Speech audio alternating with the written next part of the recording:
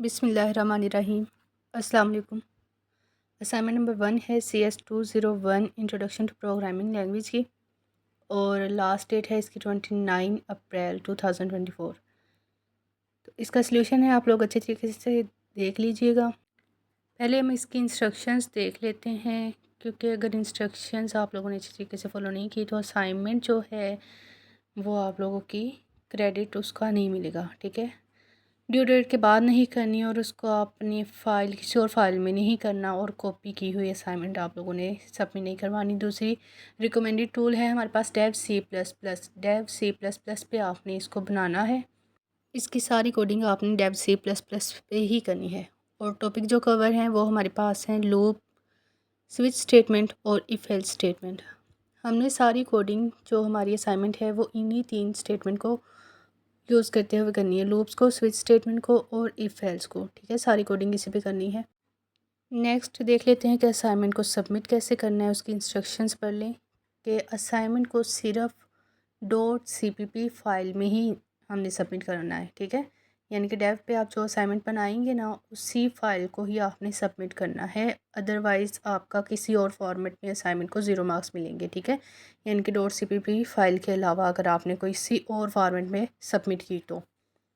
अब हम problem statement को समझने की कोशिश करते हैं कि हमें कहा क्या गया है। ठीक है, You are a software developer and you have to develop a program in C++. Act as a simple calculator for performing basic arithmetic operation using switch statement. Switch statement को यूज़ करते हुए हमने एक सिंपल कैलकुलेटर बनाना है। ठीक है, develop करना है और आपका नेम और student ID must be displayed before a menu option, यानी कि मेन्यू ऑप्शन से पहले वो आपका नेम और स्टूडेंट आईडी दिखाए। ठीक है, और स्टूडेंट आईडी को, नेम को यूज़र से इनपुट लेने की ज़रूरत नहीं है, आप इसको सिर्फ हार्ड कोड में ही लिख सकते हैं। ठीक है, जैसा कि आप लोगों को वो आउटपुट दी गई है ना, वैसे ही आपने इसको बनाना है। ठीक है, तो हम लोगों ने ऑपरेशन इस पे कौन कौन से परफॉर्म करने हैं, एडिशन के, सब्ट्रैक्शन के, मल्टीप्लिकेशन के, डिवीजन के और एक्सिट, ये 5 ऑपरेशन हमने इस पे अप्लाई करने हैं।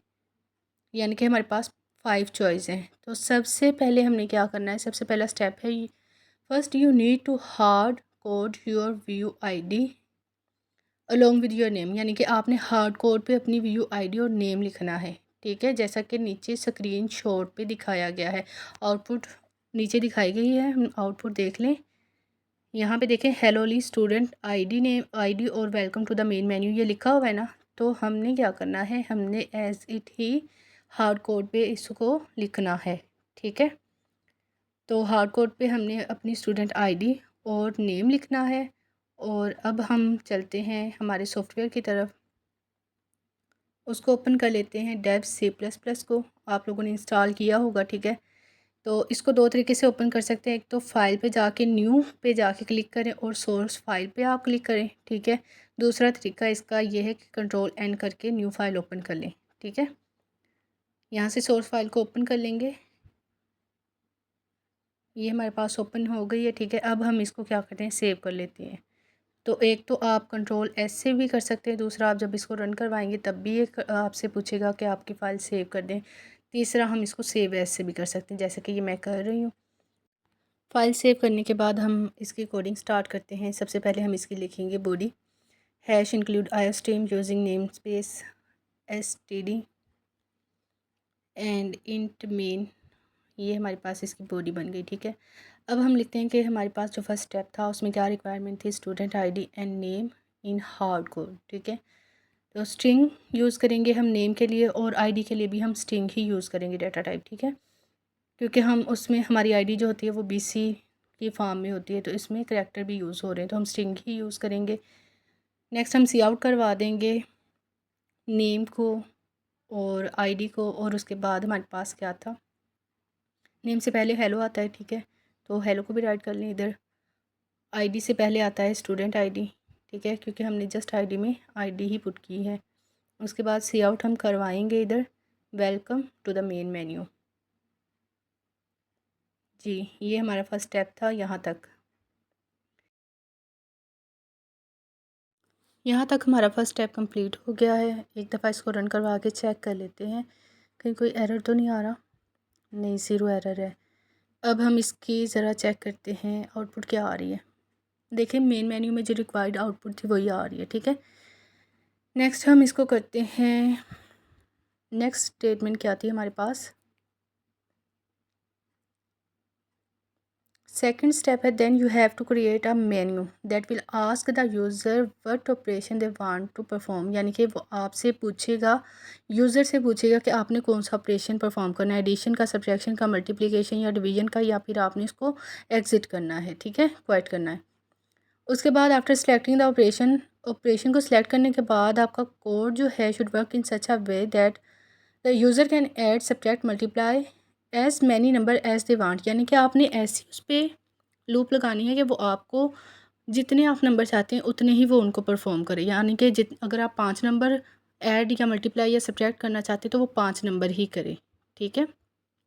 तो अब हम इसी लिहाज से अपने कोड को लिखेंगे कि वो जेनेरिक बने, ठीक है। As we have to choose a number for operating them, यानी कि ऑपरेट करने के लिए हमने नंबर को चूज़ करना है, तो इंट हम लेंगे डाटा टाइप चॉइस के लिए। और अब हम करेंगे इस पर लूप अप्लाई, ठीक है, क्योंकि लूप जो होती है वो हम किस लिए इस्तेमाल करते हैं, ताकि वो ऑपरेशन को जितने टाइम हमें उसको परफॉर्म करना चाहें उतने टाइम वो करवा दे, ठीक है। तो मैं इधर डू वाइल लूप यूज़ कर रही हूँ। जैसा कि हमारे पास चॉइस है, ठीक है, चॉइस करनी है, तो चॉइस हमारे पास 5 हैं। 5 कैसे हैं कि हमारे पास 5 ऑपरेशंस हम यूज़ कर रहे हैं। अर्थमेटिक ऑपरेशंस कौन कौन से हमारे पास, अर्थमेटिक ऑपरेशन हमारे पास 4 होते हैं। नंबर 1 पे आ जाएगा एडिशन।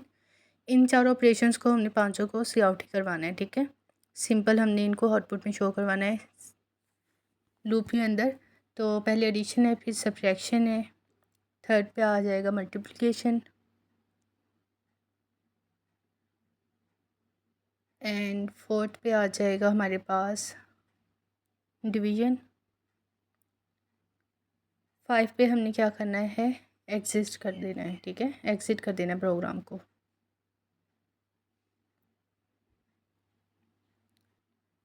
जी अब हम लिखेंगे cout choice, enter your choice, यानी कि आपने कौन सा नंबर चॉइस चूज़ करना है, ठीक है। और इसको हम कर देंगे नेक्स्ट, सी इन करेंगे क्योंकि हमने यूज़र से इनपुट लेनी है चॉइस के लिए, ठीक है। तो सी इन इसके लिए यूज़ करेंगे। अब हम जो वेरिएबल यूज़ कर रहे हैं उनको हम डाटा टाइप दे देते हैं कि कौन कौन से हमने यूज़ करने। एक तो हमने इंटीजर टाइप करने और दूसरा हमारे पास, अब देखिए डबल इसलिए यूज़ कर रहे हैं क्योंकि हमारे पास जो रिज़ल्ट है मल्टीप्लिकेशन का या डिवीजन का वो पॉइंट्स में भी आ सकता है, ठीक है। अब हम स्विच स्टेटमेंट यूज़ करेंगे कैलकुलेटर बनाने के लिए, यानी कि ऑपरेशंस को परफॉर्म करने के लिए, ठीक है। स्विच स्टेटमेंट लिख लेते हैं, स्विच, क्योंकि हम चॉइस के लिए यूज़ कर रहे हैं तो यहाँ पे हम लिख लेंगे चॉइस। और ये इसका हमने बॉडी ओपन कर लिए। अब हमने लिखना है केस 1। केस 1 में हम क्या लिखेंगे, केस 1 में हम एडिशन परफॉर्म करेंगे, ठीक है। तो केस 1 की बॉडी हमने ओपन कर ली है, इसमें हम लिखेंगे cout how many number do you want to add, कि आप कितने नंबर ऐड करना चाहते हैं, ठीक है। पहले हम नंबर्स लिख लेंगे, और नंबर चूँकि हम लोगों ने लेने हैं यूज़र से, तो हम क्या करेंगे, सी इन करेंगे नंबर्स को, ठीक है। नंबर ऊपर डिक्लेयर है और यहाँ पे हमने क्या करना है, सी इन कर देना है नंबर को। नेक्स्ट हम लगाएंगे इसमें फॉर लूप। फॉर लूप किस लिए लगानी है, क्योंकि हमें चाहिए मोर देन 1 नंबर, ठीक है। तो एक से ज़्यादा नंबर्स के लिए हम क्या लगाएंगे, फॉर लूप लगाएंगे, क्योंकि हमने इसको एक से ज़्यादा टाइम परफॉर्म करना है एडिशन को। तो फॉर लूप लगा लेंगे, इनिशियल कर लिया, और आई की वैल्यू क्या होगी, लेस देन होगी नंबर से, यानी कि जितने हम उसको नंबर देंगे ना उससे लेस देन वो उसको क्या करेगा, परफॉर्म करेगा, ठीक है। उसके बाद सी आउट लिखेंगे हम कि एंटर द नंबर, यानी कि आप कितने नंबर्स जो हैं उनको आप ऐड करना चाहते हैं, ठीक है। और आई प्लस वन का मतलब ये है कि वो आपके जो नंबर्स हैं ना उनको ऐड करता जाएगा, यानी कि इनिशियल वैल्यूज़ को, कि आप उसको enter the number 1, enter number 2, enter number 3, इस लिहाज से वो उसको ऐड करता जाएगा, ठीक है। अब हम यूज़र से नंबर लेंगे, सी इन करवाएंगे NUM, यानी कि कितने नंबर्स करना है। फिर हमारा रिज़ल्ट आएगा, रिज़ल्ट इज़ इक्वल टू होगा रिज़ल्ट प्लस नंबर्स, यानी कि वो नंबर्स को ऐड करके आपको रिज़ल्ट दे देगा, ठीक है। अब हम फॉर लूप की बॉडी से बाहर आके लिखेंगे रिज़ल्ट को, ठीक है, यानी कि एडिशन का रिज़ल्ट, उसको हम आउटपुट करवाएंगे रिज़ल्ट ऑफ एडिशन। और यहाँ पे हम लेस देन रिज़ल्ट लिख देंगे, क्योंकि हमें आउटपुट में क्या चाहिए, रिज़ल्ट चाहिए, ठीक है। और एंड लाइन कर देंगे। तो यहाँ पे हमारा केस 1 हो जाएगा ब्रेक। अब हम करेंगे केस 2 को परफॉर्म। ठीक है, केस 2 हमारा किस लिहाज से होगा? केस 2 होगा हमारा सब्ट्रैक्शन के लिहाज से। उसमें हम क्या करेंगे? सब्ट्रैक्शन परफॉर्म करेंगे। ठीक है, तो यहाँ पे हम लिखेंगे cout less than how many number do you want to subtract, यानी कि आप कितने नंबर्स को सब्ट्रैक्ट करना चाहते हैं। बिल्कुल उसी तरीके से इस पूरे केस को लिखना है। सिर्फ यहाँ पे हमने 2 छोटी छोटी सी तब्दीलियाँ करनी है। वो कौन सी होगी वो हम देख लेते हैं। यूज़र से इनपुट लेंगे कि कितने नंबर्स पे सब्ट्रैक्शन परफॉर्म करनी है, और उसके बाद हम लगाएंगे इस पर फॉर लूप। बिल्कुल वैसे ही जैसे ऊपर लगाई थी। फॉर लूप लगाने के बाद हम इसमें कंडीशंस लगाएंगे। ठीक है, कंडीशन कौन कौन सी होगी? पहले फॉर लूप लिख लें, और उसके बाद हम क्या करेंगे? फॉर लूप की बॉडी को ओपन कर लेते हैं। ओपन कर लिया जी। Cout less than enter number, और लेस देन यानी कि फिर से वही चीज़ i+1 लिखेंगे। i+1 हम किस लिए लिखते हैं? i+1 हम लिखते हैं ताकि वो इस पे लूप लगे। आई के अकॉर्डिंग लूप लगा रहे हैं ना, और वो इस चीज़ को चलाए जितने नंबर हम उसको दे रहे हैं। ठीक है, और ये नंबर हम लेंगे, ये भी हम यूज़र से इनपुट लेंगे। ठीक है, अब यहाँ पे कंडीशन लगानी है कि अगर i = है 0 के, तो हमें रिज़ल्ट क्या मिलेगा? हमें रिज़ल्ट मिलेगा वही नंबर जो हम उसको दे रहे हैं, यानी कि रिज़ल्ट = नंबर। एल्स हमारे पास आ जाएगा रिज़ल्ट माइनस नंबर। ठीक है, यानी कि रिज़ल्ट रिज़ल्ट माइनस नंबर। तो अब हम इसका रिज़ल्ट जो है वो फॉर लूप की बॉडी से बाहर लिखेंगे। हमने तमाम का रिज़ल्ट क्या लिखना है? फॉर लूप की बॉडी से बाहर ही लिखना है। ठीक है, सी आउट रिज़ल्ट ऑफ सब्ट्रैक्शन, और यहाँ पे आ जाएगा रिज़ल्ट, और इसको कर देंगे एंड लाइन। अब हमारे पास आ जाएगा केस 3। केस 3 किसके लिए हमने लिखना है? केस 3 हमने लिखना है मल्टीप्लिकेशन के लिहाज से। केस 3 की बॉडी ओपन कर ली है। केस 3 में लिखेंगे cout how many number do you want to multiply, यानी कि आप कितने नंबर्स को मल्टीप्लाई करना चाहते हैं। ठीक है, उसी लिहाज से बिल्कुल हमने वैसे ही जैसे एडिशन के लिए बनाई थी, बिल्कुल वैसे ही इसके लिए हमने लूप लगानी है। सी इन करेंगे नंबर के हमने कितने नंबर को मल्टीप्लाई करना है, और उसके बाद फॉर लूप लगाएंगे। फॉर लूप में हम बिल्कुल वैसे ही इसका ऑपरेशन लिखेंगे। ठीक है, मल्टीप्लिकेशन के लिहाज से सिंपल इसका मल्टीप्लिकेशन का फार्मूला लिखना है। सी आउट एंटर नंबर, यानी कि आपने कितने नंबर को मल्टीप्लाई करना है। ठीक है, और उसके बाद हम क्या करेंगे? हम यूज़र से इनपुट लेंगे कि हमने इतने नंबर्स को मल्टीप्लाई करना है।